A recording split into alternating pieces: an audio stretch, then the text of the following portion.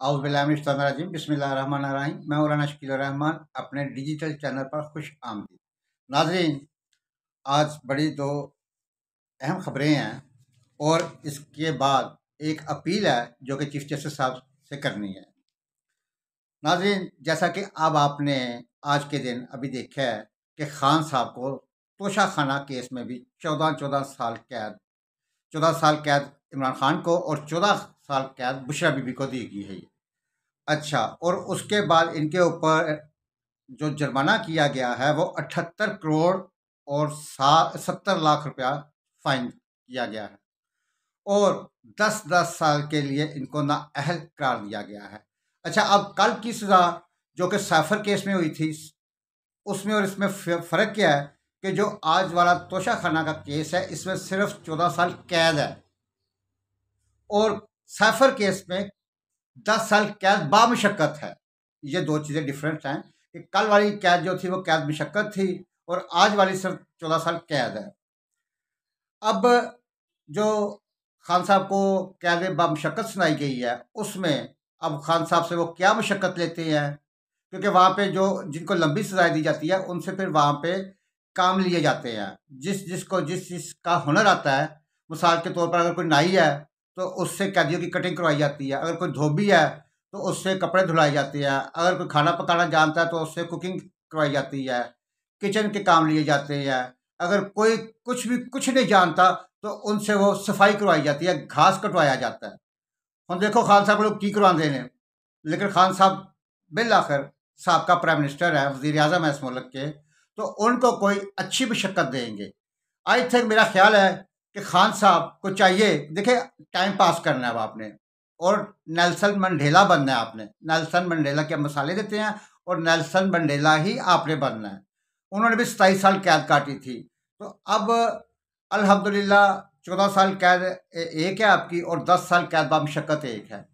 मेरी राय है खान साहब के लिए कि खान साहब माशाल्लाह प्लेयर है, क्रिकेटर हैं, वहां पर यकीन करें कि खान साहब का नाम तारीख में लिखा जाएगा अगर खान साहब अडयाला जेल के अच्छे से कोई 15, 20, 25, 30 लड़के लेकर, जो देखे कि यंगस्टर हैं, जवान लड़के हैं, उनकी बकायदा वहाँ पे क्रिकेट टीम बनाई जाए और क्रिकेट टीम को खान साहब वहाँ पे एक प्रोफेशनल के तौर पर, प्रोफेशनल ऑफिशियल तौर पर उसके वहाँ पर जगह तो बहुत है अडयाला जेल में, नो प्रॉब्लम, कोई प्रॉब्लम नहीं है। कैदी भी बहुत है, 8,000 समथिंग है, वहाँ पे कैदी भी है, जवान भी है, यंग भी होंगे, हर तरह से के कैदी होंगे। तो खान साहब को चाहिए कि वहाँ पर अपनी एक टीम तैयार करें, टीम तैयार करें। जितना भी अरसा, ये अल्लाह को पता है कि आगे हाई कोर्ट में जाती है इनकी अपील और वहाँ पे सस्पेंड हो जाती है, लेकिन फिर भी खान साहब को ये आज का जो केस है जिसमें 14 साल कैद हुई है, ये भी आगे जाके कहीं सस्पेंड हो जाती है या जो भी कार्रवाई होती है अपील में जाके खान साहब बरी हो जाते हैं। लेकिन जितनी देर तक खान साहब जेल में हैं, इनको कोशिश करनी चाहिए कि वहाँ पर एक पाकिस्तान की ज़बरदस्त मतलब पाकिस्तान को नज़र रखते हुए ना, देखिए पाकिस्तान की तरक्की करनी है उन्होंने, रियासत मदीना बनाना था, बहुत कुछ पाकिस्तान के लिए उन्होंने करना था, जो कि उनका एक ख्वाब रह गया, नहीं कर सके, 3.5 पौने 4 साल में कुछ नहीं कर सके। लेकिन अभी भी उनके पास टाइम है।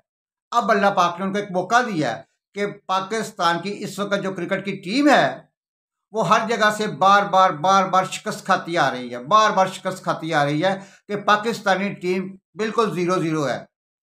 और खान साहब को चाहिए कि पाकिस्तानी मतलब वहाँ पर एक ज़बरदस्त किस्म की टीम तैयार करें, जिन्हें वहाँ पे 6 महीने, साल, कम अज़ कम जितनी देर है 2 साल ट्रेनिंग दें, अच्छी किस्म की ट्रेनिंग दें और जो कैदी बरी होता जाए उनको पाकिस्तानी टीम में उसकी शमूलियत करवाते जाए।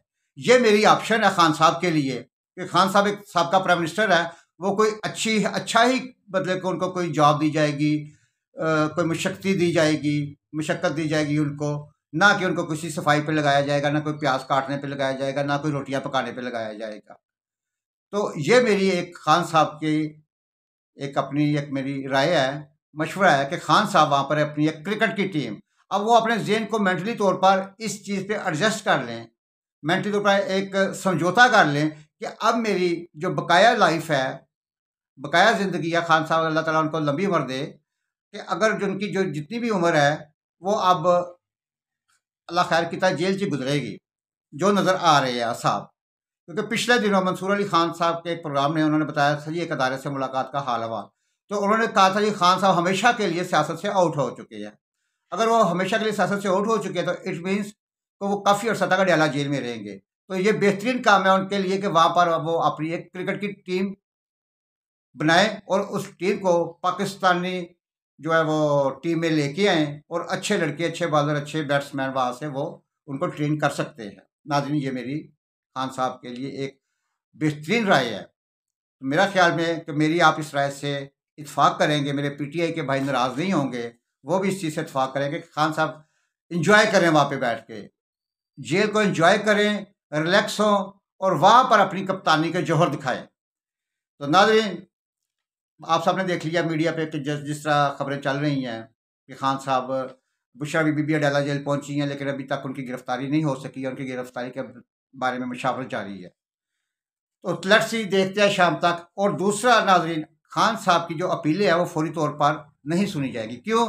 क्योंकि अभी तक कल वाले जो केस है उसकी वो जो फैसले की कापी है वो कम अज कम 15-20 दिन तो इनको फैसले की कापी नहीं लिखेगी। रोज टाइपराइटर आया करेगा, वो गलती निकला करेगी, अगले दिन फिर टाइपराइटर 2 गलतियां निकालेगा।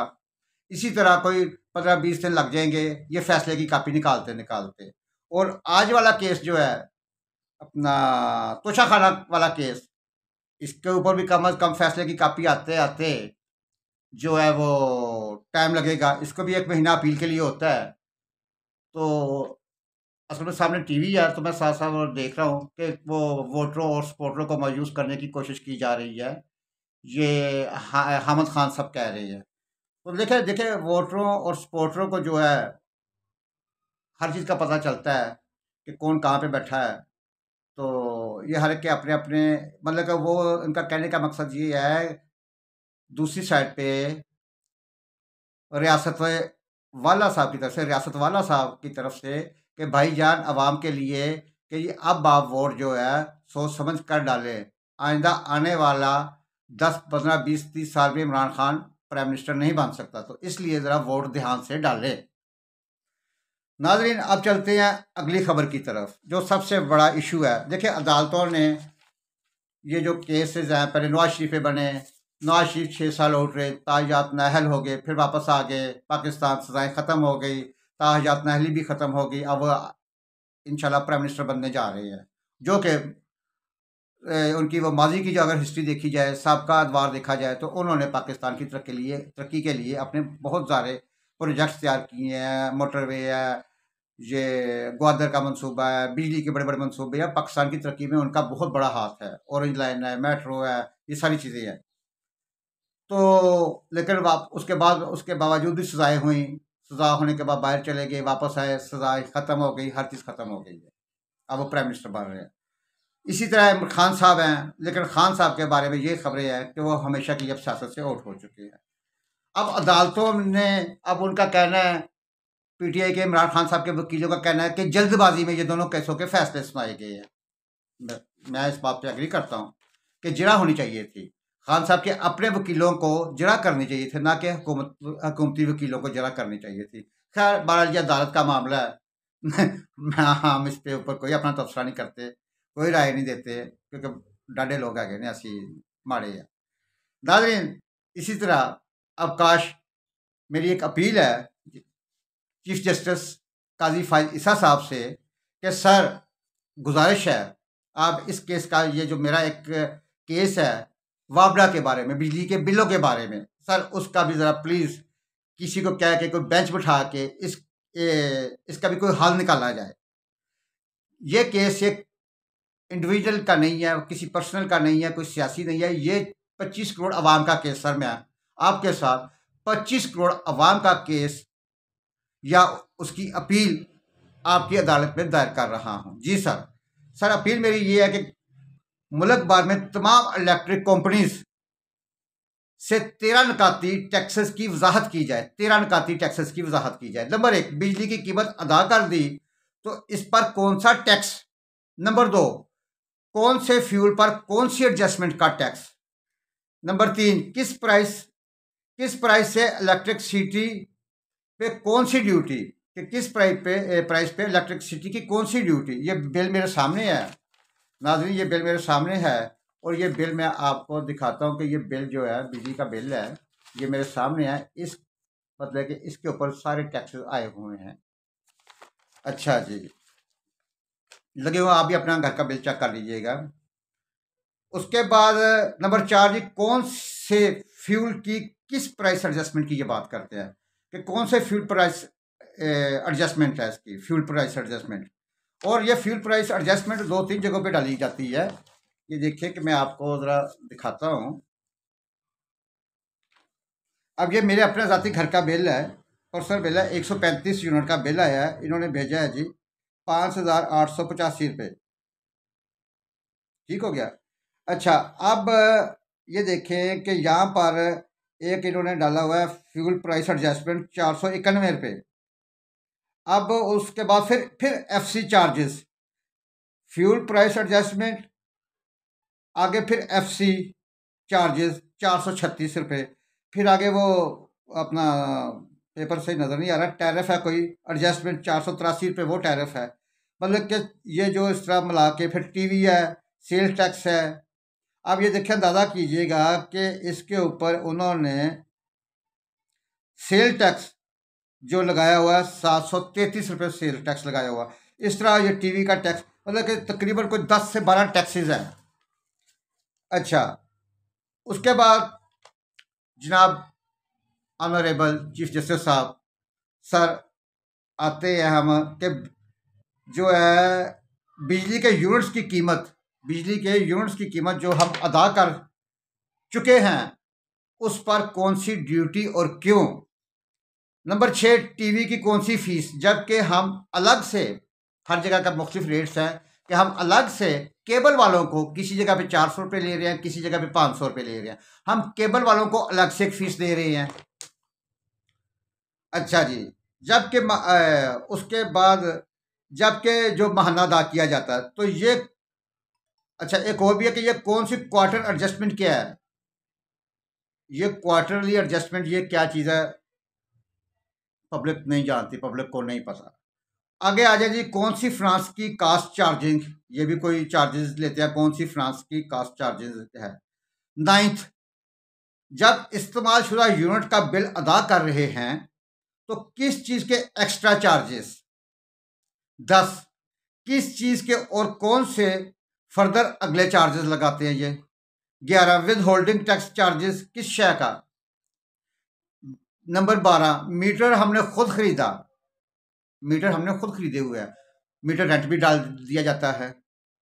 और बिजली का कौन सा इनकम टैक्स, खाने बने हुए हैं उसके ऊपर खानों में, लेकिन आज इस बिल में खाना खाली है, अक्सर खाली भी होता है।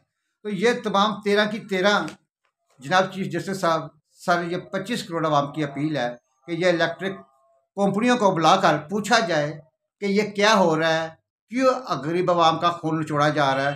पहले 75 साल से आवाम मर रही है, आने वाली नस्लें पाकिस्तान का छोड़कर जा रही हैं, मुल्क का क्या बनेगा। तो मेहरबानी करके सर ये बिजली की प्राइसेस और सुई गैस, खासकर जो 25 करोड़ आवाम की एक बुनियादी ज़रूरत है, ये सुई गैस और इलेक्ट्रिसिटी, ये अब पब्लिक की एक बुनियादी ज़रूरत है। इसके ऊपर सर आप गौर कीजिएगा।